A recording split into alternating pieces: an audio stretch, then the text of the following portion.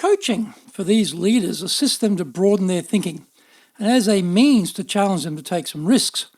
The creation of an internal culture of failure as a learning process rather than a career killer is also important. When we ask people to step out of their comfort zones, there is an implicit social compact that they are permitted to fail. Doing something for the first time means we will be imperfect, but we will learn what works and what doesn't.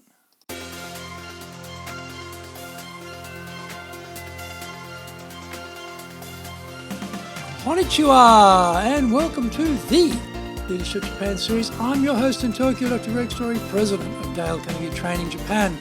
And much more importantly, you are a student of leadership highly motivated to be the best in your own business field.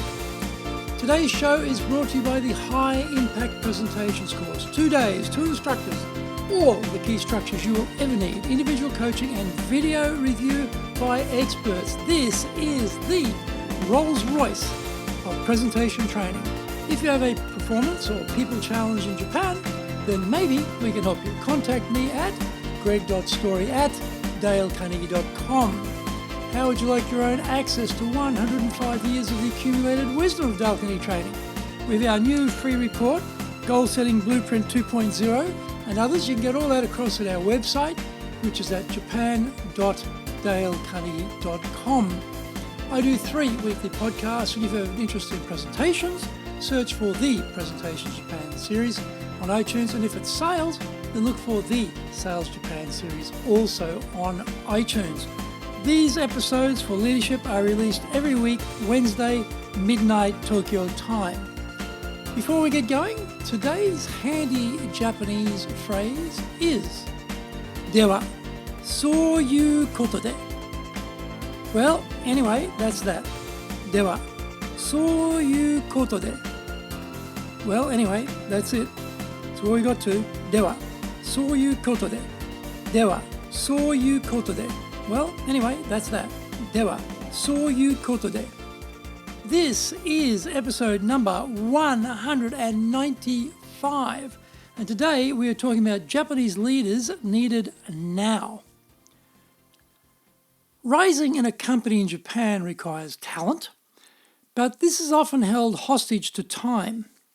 Your age, longevity, and seniority in the system are factors that often trump talent. The usual internal talent development program is based on OJT, on-the-job training. This is fine if your boss is a great practitioner, communicator, and coach. Not many of those floating around Japan. There is also a degree of humility, or is it fear of failure, in Japan that surprises the gaishikei foreign multinational company foreign bosses. Inexplicably, they see potential rising stars decline promotions. When they ask why, they are told because, I don't really feel I'm ready yet. As we move along the demographic trend line of a declining youth population, every company will need more people willing to step up to replace those retiring. The "I'm not ready" mentality needs to shift some gears. Looking at how people rise in organizations in Japan, there are some interesting tweaks. The personal development plan is often a perfunctory process that is done to keep the HR paper chase happy, rather than a time for self-reflection. Why don't staff and managers in particular see this process as a career booster? If we are working on a different elongated "I am not ready" time schedule, then there's not much connection between the idea of planning a career and having a career. This glacial evolution of the leader in Japan has a tremendous consistency. Generations come up under the same basic regime, and it seems like an endless loop. The lack of role models for planning one's career means there isn't a well-developed sense of how to influence your progression up the ranks. Taking on more complex stretch roles are avoided for fear of failure.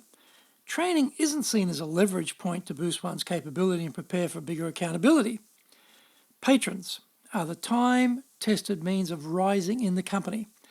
Attach yourself to a powerful individual, and in return for total loyalty, you will be swept ever upward. Your rise is timed to the patron's rise and not in your control. Gaishikei companies or foreign multinational companies, however, work on a different model. This is the usual routine of self-promotion, grabbing every chance to receive training and go for bigger assignments to prove one's capability to step up. So, how can we help Japanese staff become leaders? How can we have those who are leaders already keep working on themselves to prepare for their next bigger role? Coaching for these leaders assists them to broaden their thinking and is a means to challenge them to take some risks. The creation of an internal culture of failure as a learning process rather than as a career killer is also important. When we ask people to step out of their comfort zones, there is an implicit social compact that they are permitted to fail. Doing something for the first time means we will be imperfect, but we will learn what works and what doesn't. Often, though, Japanese bosses brought up in the no failure allowed environment don't understand or even agree with that compact. They immediately verbally whack their subordinates. Whacking people for errors in an experimental phase of anything is a guaranteed formula for cancelling their creativity ticket.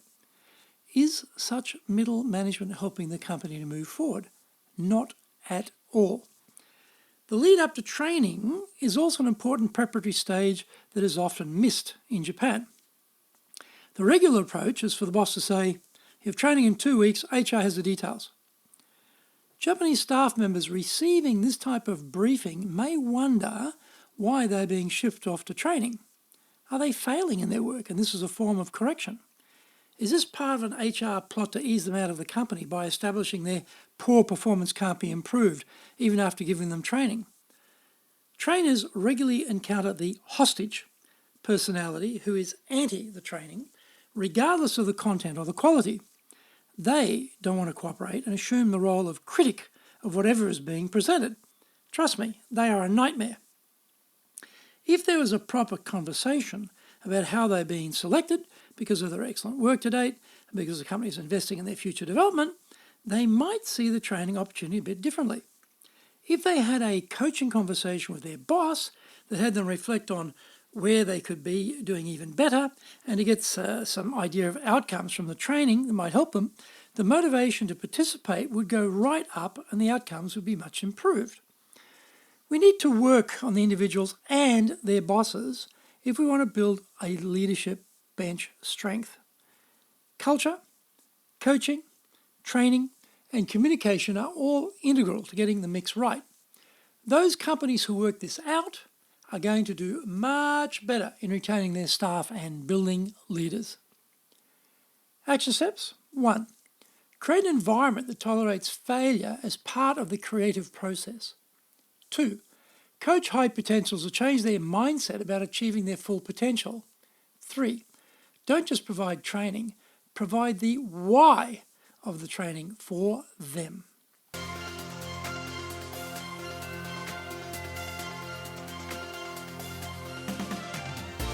Thank you for joining the Leadership Japan series, and we hope you enjoyed today's show, brought to you by the High Impact Presentations course. As mentioned, if you have a performance or people challenge in Japan, then maybe we can help you. Contact me at greg.story@dalecarnegie.com. Also, remember to access your Dale Carnegie training, free reports, white papers, guidebooks, training videos, blogs, newsletters, course information, plus a truckload of good stuff over there at our website, japan.dalecarnegie.com. Check out my other podcasts, the Presentations Japan series and the Sales Japan series on iTunes. In our next session, we're going to be talking about, hey boss, teach your Japanese staff how to relax.